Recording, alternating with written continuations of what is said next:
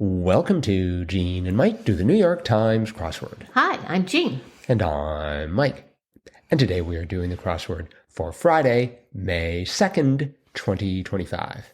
So, on what is almost surely the second day of May, because it's May 2nd, did you do the crossword? I did do the crossword. And was the crossword as obvious as the fact that it's the 2nd of May, which is May 2nd?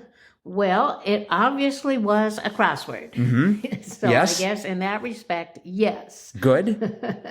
And it obviously was a Friday crossword. Right. It was definitely a challenge. Ah, okay. But I made my way through it, got it done. I got through it much easier than I did yesterday. Oh, really? There were no foreign leaders for me to misspell. That's true. There were no hair or skincare products for me to have to worry about. Just a lot of really good clues by Robyn Weintraub. Oh, she's always good. Yes. Yeah. I started making a few notes. I thought, oh, that's a good clue. That's a good clue. That's a good clue. And then I realized I had written down just about all the clues. I mean, she really can do an exceptional job. And she loves doing Fridays, which is this days, of course. She's done a total of 51 crosswords, 35 Fridays. Wow. And then her second favorite is Saturday. She's done 7 Saturdays, but she's definitely an expert on Fridays. Uh-huh.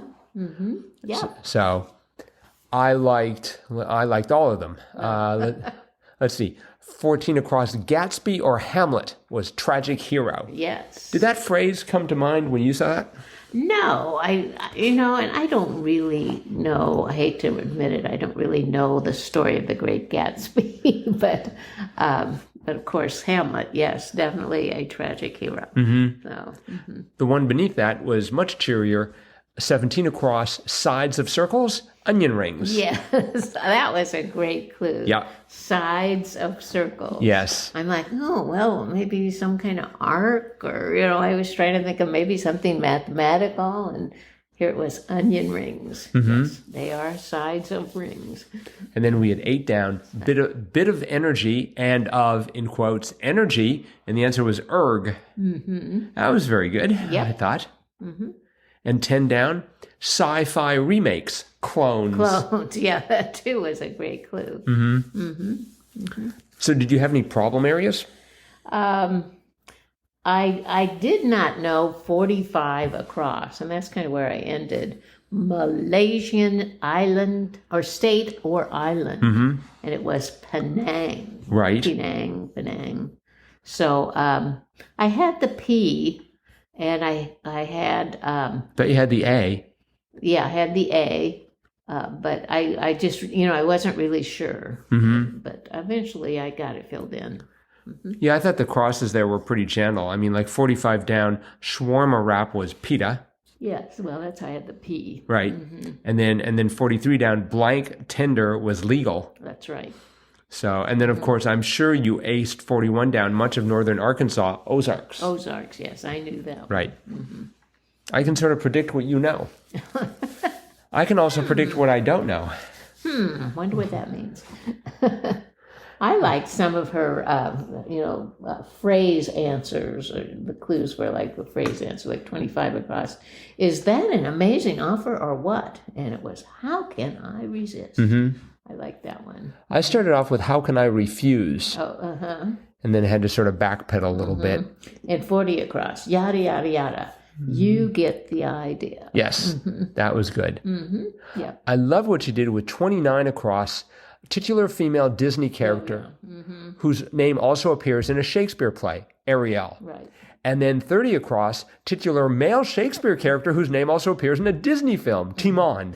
Yeah. That was brilliant. Yeah, that really was. I like that too. Yeah. Mm-hmm. Mm-hmm.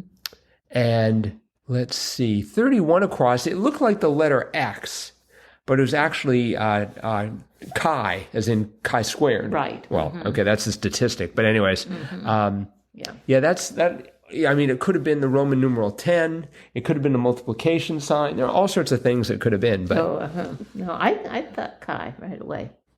I guess I got to it pretty quickly.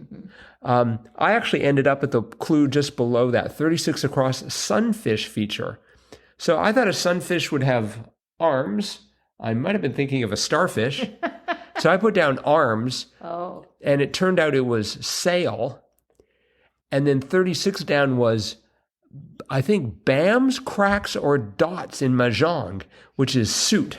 right. And you can tell from my tone that I've never played mahjong. Right. Did you know that? No. And I had the AIL, so I thought, oh, well, it's a tail. It's got a, sunfish, it's probably got a tail. Right. So then, 36 down, I had to it. Mm-hmm. I'm like, gee, I wonder what a to it is. So then I thought, well, let's try sail and suit. And then that's when I got the happy music. So is this, when we talk about the sunfish, are we actually talking about the thing that swims, or is this a fancy name for a boat? No, I think it's the thing that swims. I think it's a fish, actual fish. Okay, and it has a sail. Apparently. What if it has a mizzenmast? But well, Wikipedia would know. Uh-huh. Let's. No, it's a boat. Oh, is it? There's something called, well, at least there's a company called Sunfish Direct, and it says on the Sunfish Direct website, so it must be true, the Sunfish is the most popular boat ever produced. I mean, what about kayaks or something? I don't know. Okay, so it is indeed not a fish. Not a fish. Right? It is a boat. There is such a thing as a sunfish, right? Yes, but it doesn't have a sail. It doesn't have I was thinking maybe it's got some sort of freak appendage. Well, I wondered, maybe it had an extra large crest on the top that looked like a sail. I wonder if we have any listeners who are sunfish aficionados. I don't know. And by that I mean the boat, not the fish. So if you are, let us know. What's it like to sail in a sunfish? Drop us a line, crosswordpodcast@icloud.com. We would like to know. We would like to vicariously live through you, because I'm certainly not getting in one of those things. I barely trust my kayak. Let's see, 32 down. 32 down was good. It was a walk in the park, hike. Yes. That was nice. And then 33 down gave me an excuse to revisit this. The kid in Here's Looking at You Kid, Ilsa. That's right. So I went back and watched that famous line. Oh, really? I guess in those days, because it was sort of like this misty, rainy atmosphere, they would have had to have waited for misty, rainy atmosphere, I presume. They probably couldn't just sum it up through CGI. No, I don't know. I'm pretty sure in those days... No, they couldn't have CGI. CGI would have been people running around with watering cans. Yeah, that's probably what they did. Probably. I thought 42 down was interesting. Land animal closely related to whales. Hippo. Yes.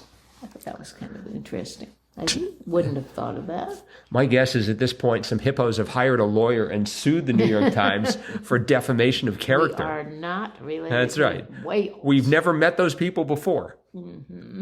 25 down was 1 of 2 for 1, half. Yes. That took a little bit of I had to parsing. think about that for a while, but then it made perfect sense. Yes, it is a great clue. 1 of 2 for 1. Well, I like the one right above it, 24 down. Concrete example of rotational forces and fluid dynamics. Cement mixture. Yes. Yeah. That was awesome. I could feel it was going that way. I thought it was going to be something simple. But Yeah, that was good. 26 down, brand that once offered an uh-oh variety, Oreo. Right. Have you ever had any uh-oh Oreos? No. Is it like they were off-brand because they forgot to put in the black or something like that? I really don't know. I don't know. I'm not sure. Oreo is. I don't really think I would want to enjoy a foodstuff that, it's just like, has anyone seen Sam? So, but, let's see here. 38 across.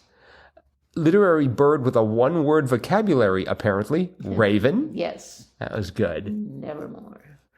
And I did have to think a lot about 38 down. Many a UNESCO site ruin.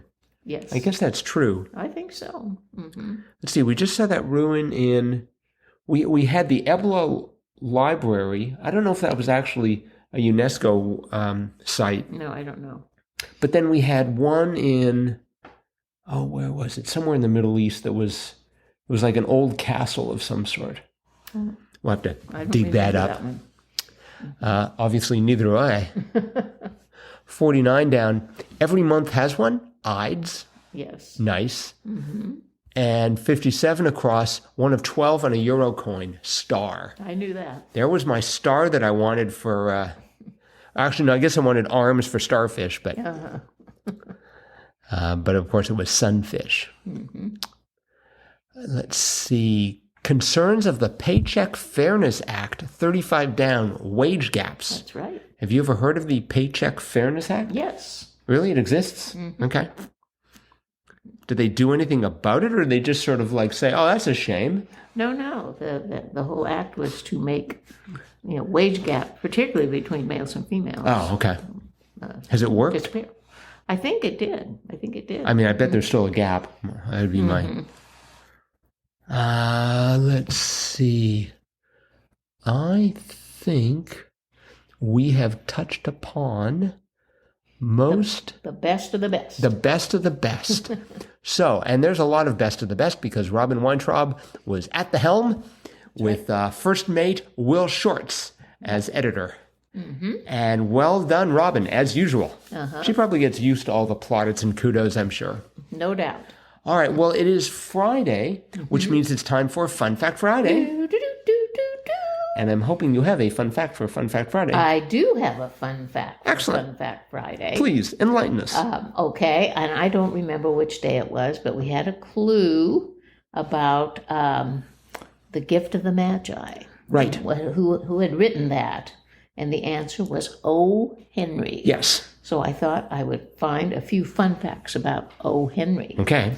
O. Henry was born in Greensboro, North Carolina, and his name was not really O. Henry.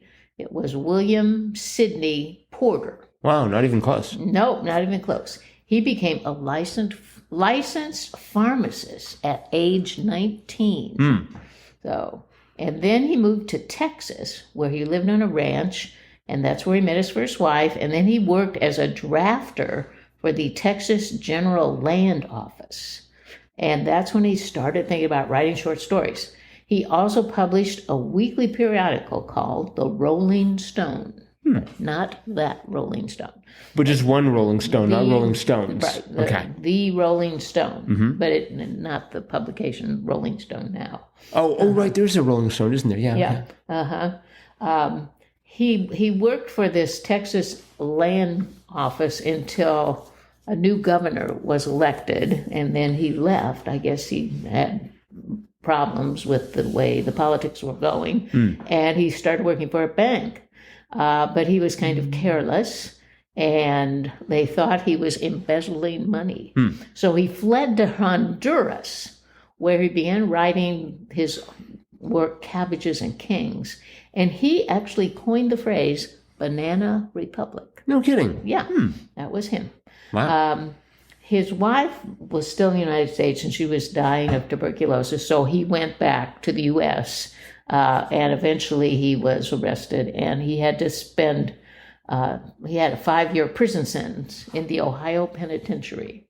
But because he was a pharmacist, he worked as a druggist in the penitentiary, and he never actually had to be in a cell. He had a room of his own near the pharmacy. Wow. And so he actually got out after 3 years for good behavior. It's very interesting. Nowadays, of course, they have to smuggle drugs into the into the prison, and they're right there. Nice. Right. He did not lead a very happy life, and he died young of cirrhosis of the liver, diabetes, and an enlarged heart. Yike. But one of the most interesting things I found out about him was he's buried in his native North Carolina, and according to the cemetery where he was buried, as of 2023, people have been leaving $1.87 in change on his grave for at least 30 years. And that is the exact amount of Della's savings at the beginning of the story, The Gift of the Magi.